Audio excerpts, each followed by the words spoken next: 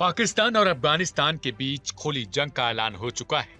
इसकी तस्दीक पाकिस्तान के रक्षा मंत्री ख्वाजा आसिफ ने की है।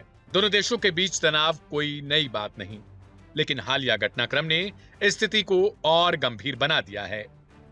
रिपोर्ट्स के मुताबिक सीमावर्ती इलाकों में झड़पों के बाद पाकिस्तान ने एयर स्ट्राइक की, जिसके जवाब में अफगानिस्तान की ओर से सीमा क्षेत्रों में जवाबी कार्रवाई की बात सामने आई।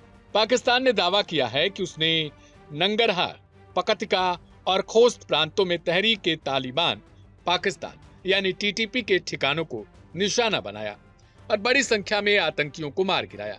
वहीं अफगान पक्ष का कहना है कि हमलों में आम नागरिक प्रभावित हुए हैं। दोनों देशों के बीच आरोप प्रत्यारोप लंबे वक्त से जारी है। खासकर पाकिस्तान लगातार यह आरोप लगा रहा है कि अफगान भूमि का इस्तेमाल उसके खिलाफ हमलों के लिए किया जाता है। तालिबान का दावा है कि उन्होंने पाकिस्तान के तैयारे मार गिराए हैं और दर्जनों पाकिस्तानी सैनिकों को मौत के घाट उतार दिया, वहीं कुछ को बंदी भी बना लिया।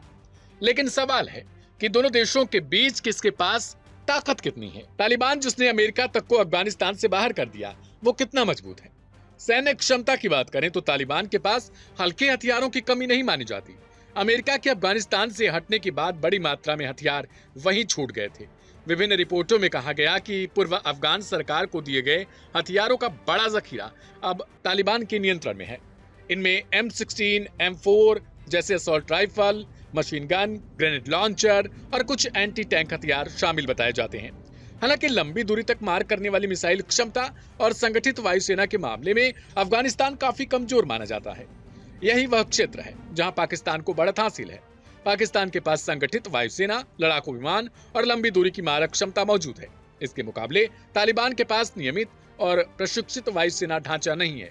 अमेरिका के छोड़े गए कुछ हेलीकॉप्टर और विमान जरूर अफगानिस्तान में मौजूद बताए जाते हैं, लेकिन उनका संचालन क्षमता, पायलट प्रशिक्षण और रखरखाव एक बड़ा सवाल है। इसलिए हवाई युद्ध की स्थिति में पाकिस्तान को रणनीतिक बढ़त मिल सकती है। हालांकि जमीन पर हालात अलग हो सकते हैं।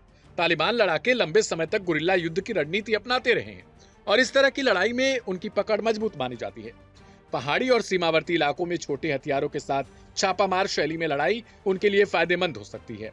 ऐसे में अगर संघर्ष सीमित और जमीनी स्तर तक रहता है तो मुकाबला जटिल हो जाएगा, या यूं कहें कि पाकिस्तान के लिए मुसीबत आन पड़ेगी। लेकिन खुले और व्यापक युद्ध की स्थिति में तकनीकी और वायु शक्ति के कारण पाकिस्तान की सेना को बढ़त मिल सकती है। पर क्या तालिबानी, जिन्होंने अमेरिका को खदेड़ने का दावा किया, वे पास में मौजूद पाकिस्तान को थका पाएंगे?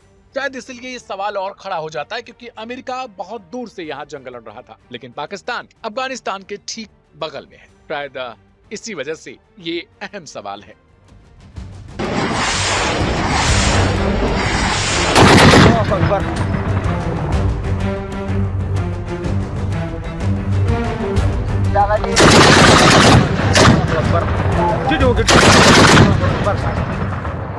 अफगानिस्तान ने कहा था कि कर्रा जवाब देंगे और अब दिया भी है। पाकिस्तान के हमले का जवाब उसी की भाषा में दिया, वो भी आधी रात के अंधेरे में। काबुल की ओर से कहा गया कि जवाबी कार्रवाई इतनी तेज और अचानक थी कि पाकिस्तानी चौकियों को संभलने का मौका तक नहीं मिला।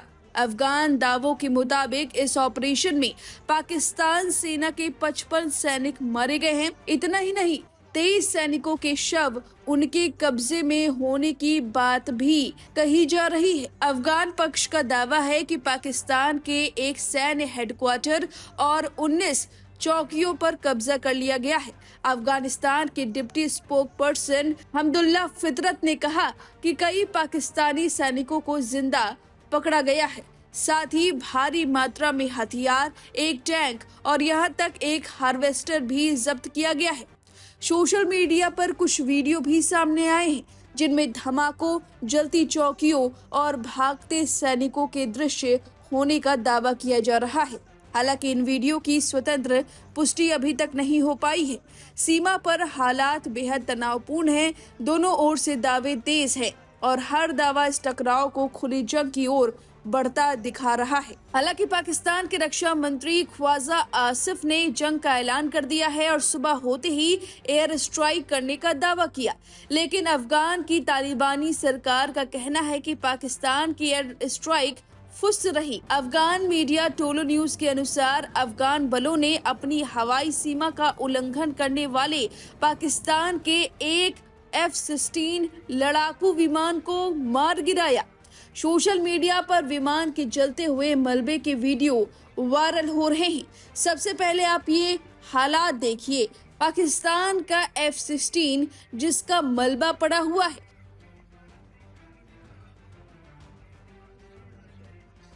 देखा आपने। हालांकि इस वीडियो की पुष्टि लाइव हिंदुस्तान नहीं करता, लेकिन अफगानिस्तान का यही दावा है। वहीं पाकिस्तान ने इन सभी दावों को खारिज कर दिया है। पाकिस्तान के मुताबिक उसके केवल 2 ही सैनिक मारे गए हैं और उनके हमले में 72 अफगान तालिबान लड़ाके मारे जा चुके हैं। साथ ही 120 से ज्यादा घायल हुए हैं। 16 तालिबान चौकियां तबाह कर दी गई हैं और 7 पर कब्जा कर लिया गया है। हालांकि ये सभी दावे हैं, अभी आधिकारिक बयान आने बाकी हैं। जाते जाते हमारी अगली रिपोर्ट में देखिए कि कैसे तालिबान ने आधी रात पाकिस्तान पर हमला बोला। अल्लाह अकबर,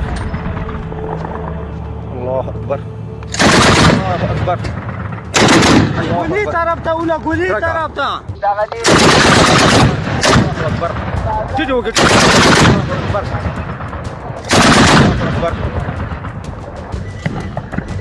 माशाल्लाह माशाल्लाह।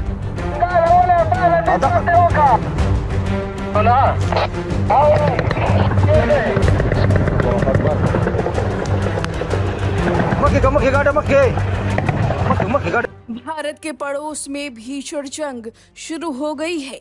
पाकिस्तान ने अफगानिस्तान पर हमला किया था, जिसका जवाब देर रात अफगानिस्तान ने दिया है। जिसके बाद पाकिस्तान के डिफेंस मिनिस्टर ख्वाजा आसिफ ने अफगानिस्तान के साथ युद्ध का सीधा ऐलान कर दिया। काबुल ने दावा किया कि उसने डूरंड लाइन पर करीब 55 पाकिस्तानी सैनिकों को मार गिराया और पाकिस्तान की 15 से अधिक चौकियों पर कब्जा कर लिया। इसके बाद पाकिस्तान ने ऑपरेशन गजब लिल हक शुरू कर अफगानिस्तान में भीषण हवाई हमले किए, जिसमें 130 से ज्यादा तालिबान लड़कों के मारे जाने का दावा किया जा रहा है।